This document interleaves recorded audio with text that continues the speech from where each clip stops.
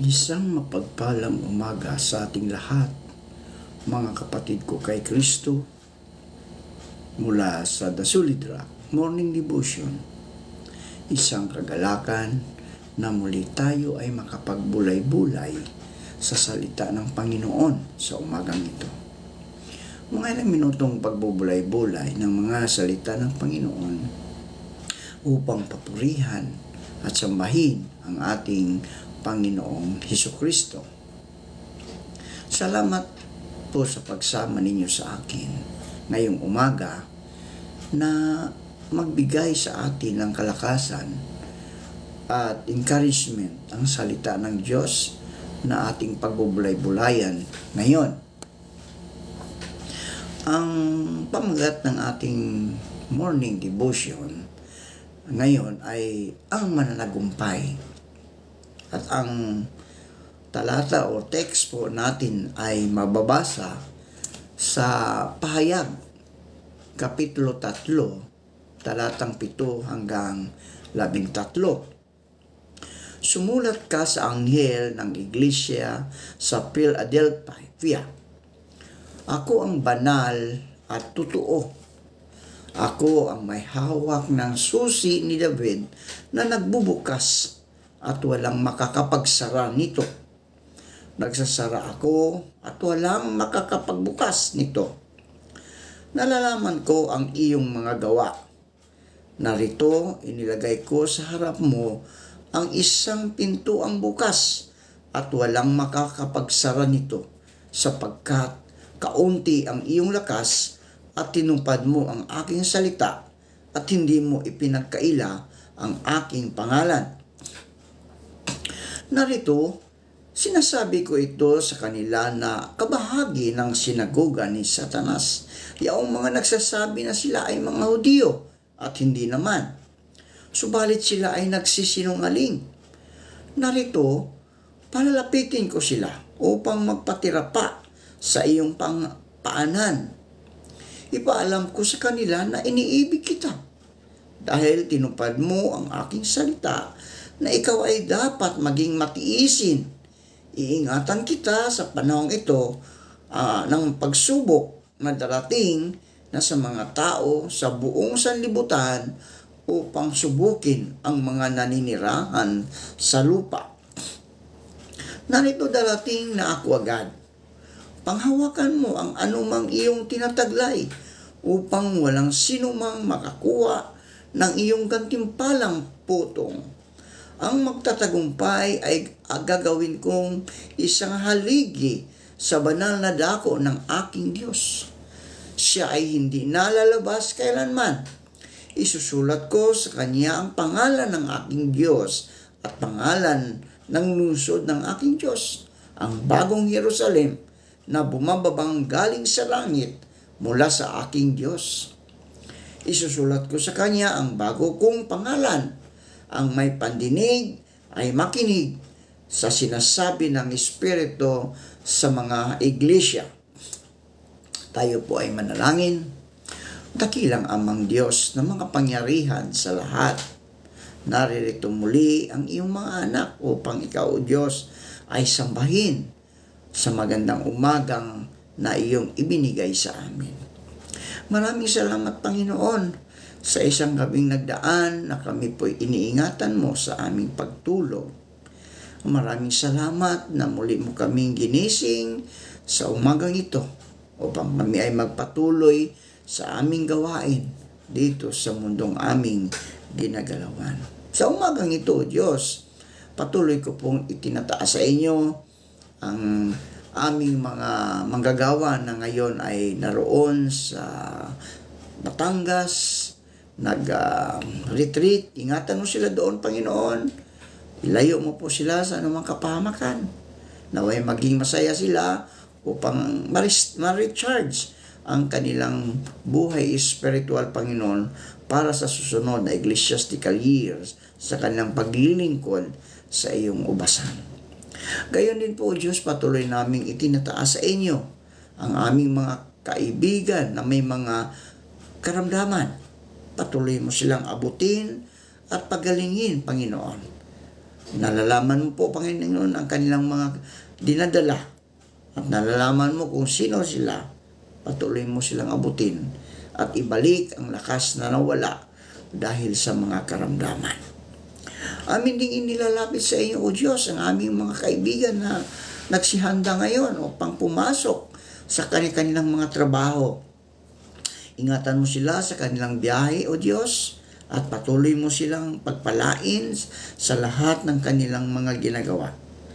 Panginoong Diyos, mga kaibigan naming nagtahanap buhay sa mga lansangan, ang mga drivers, lalong-lalo na ang mga grab drivers, taxi drivers, jeepney drivers, at iba pa, O Diyos. Ilayo mo po sila sa anumang kapahamakan.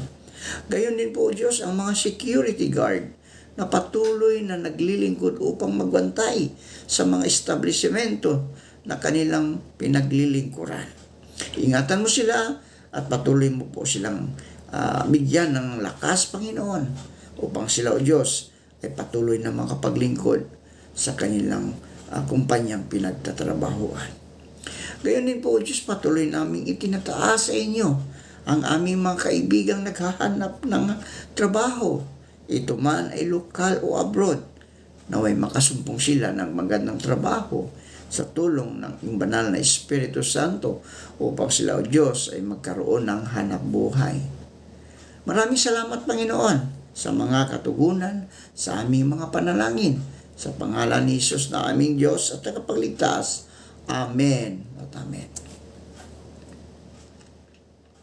Mahalagang malaman ito na ang mga mananagumpay ay lilitaw habang ang Diyos ay isinasagawa ang kanyang gawain sa mga huling araw. Ipinopropesiya ng Diyos na siya ay gagawa ng panibagong yugto ng gawain sa mga huling araw at gagawa ng grupo ng mga mananagumpay. Tingnan natin ang banal na kasulatan. At sa anghel ng iglesia sa Philadelphia ay isulat mo, sapagkat tinupad mo ang salita ng aking pagtitiis, ikaw naman ay aking iingatan sa panahon ng pagsubok na darating sa buong sanlibutan, upang subukin ang mga mananalahan sa ibabaw ng lupa. Ako'y dumarating ng madali, panghawakan mong matibay ang nasa iyo, upang huwag kunin ng sinuman ang iyong putong. Ang magtagumpay ay gagawin kong haligi sa templo ng aking Diyos, at hindi na siya lalabas pa doon, at isusulat ko sa kanya ang pangalan ng aking Diyos at ang pangalan ng bayan ng aking Diyos, ang bagong Jerusalem, na mananaog buhat sa langit mula sa aking Diyos, at ang aking sariling bagong pangalan. Ang may pakinig ay makinig sa sinasabi ng Espiritu sa mga iglesia, ayon sa pahayag 3. Mayroon pa akong maraming bagay na sa inyo ay sasabihin, ngunit ngayon ay hindi ninyo mga titiis. Gayunmay, kung siya, ang Espiritu ng katotohanan, ay dumating, ay papatnubayan niya kayo sa buong katotohanan, sapagkat hindi siya magsasalita ng mula sa kanyang sarili, kundi ang anumang bagay na kanyang marinig. Ang mga ito ay kanyang sasalitain at kanyang ipahayag sa inyo ang mga bagay na magsisidating ayon sa Juan 16. Sapagkat dumating na ang panahon ng pasimula ng paghuhukom sa bahay ng Diyos. Sa 1 Pedro 4:17, ang mga talatang ito ay tumutukoy sa rapture ng iglesia ng Philadelphia. Rapture. Kung ano ang sinasabi ng Espiritu sa mga iglesia, at ang paghatol ay magsisimula sa bahay ng Diyos at iba pa. Ang lahat ng ito ay may gawain ang Panginoong Hesus na gagawin niya ang sa kanyang pagbabalik, na ang ibig sabihin ay Bago ang mga sakuna, mga kaibigan, ang Diyos ay gagamit ng bagong pangalan. Ibabahagi ang kanyang mga pagbigkas sa mga iglesia. Ipahayag ang lahat ng mga katotohanan at hahatol at dadalisayin ang lahat ng yaong bumalik sa harapan ng Diyos. Mula sa mga iyon, mga kaibigan, gagawin niya ang grupo ng mga mananagumpay. Kung nais natin na maging isa sa mga mananagumpay, tulad ng ipinoprosipisiya sa Biblia, bago ang mga sakuna, mga kaibigan, kailangan muna nating saliksikin kung ano ang sinasabi ng banal na Espiritu sa mga iglesia at tanggapin ang gawain ng Diyos upang hatulan at dalisayin ang tao sa mga huling araw. Sa buong mundo, tanging ang iglesia ng makapangyarihang Diyos na ngayon ay bukas na nagpapatotoo sa lahat ng mga bansa na ang Diyos ay nagkatawang tao at dumating ng lihim sa mga huling araw. Ang iglesia ng makapangyarihang Diyos ay nagpapatotoo na ang Diyos ay ipinapahayag kung ano ang sinasabi ng banal na Espiritu sa mga iglesia. Na sa pangalan ng makapangyarihang Diyos, inihayag niya ang gawain ng paghatol na nagsisimula sa bahay ng Diyos at na siya ay nagdadalisay at nagliligtas ng mga tao sa mga sandaling ito. At saka ang makapangyarihang Diyos ay nakagawa ng isang grupo ng mananagumpay. At itong gawain ng Ebanghelyo ay kasulukuyang kumakalat sa lahat ng panig sa buong mundo. Kaya paano eksaktong ginagawa ng makapangyarihang Diyos ang gawain ng paggawa ng mga mananagumpay? Tayo po ay manalangin. Maraming salamat, Panginoon, sa mga salita na aming napakinggan, na pagbulay-bulayan ngayong umaga. Naway isa kami sa mga mananagumpay, Panginoon, upang kami ay makarating sa iyong kaharian, ang buhay na walang hanggan. Panginoon Hesus, pagpalain mo ang mga kapatid, kaibigan na nakikinig sa iyong mga salita ngayong umaga. Ingatan mo sila sa kanilang pagpasok, sa kanilang mga trabaho.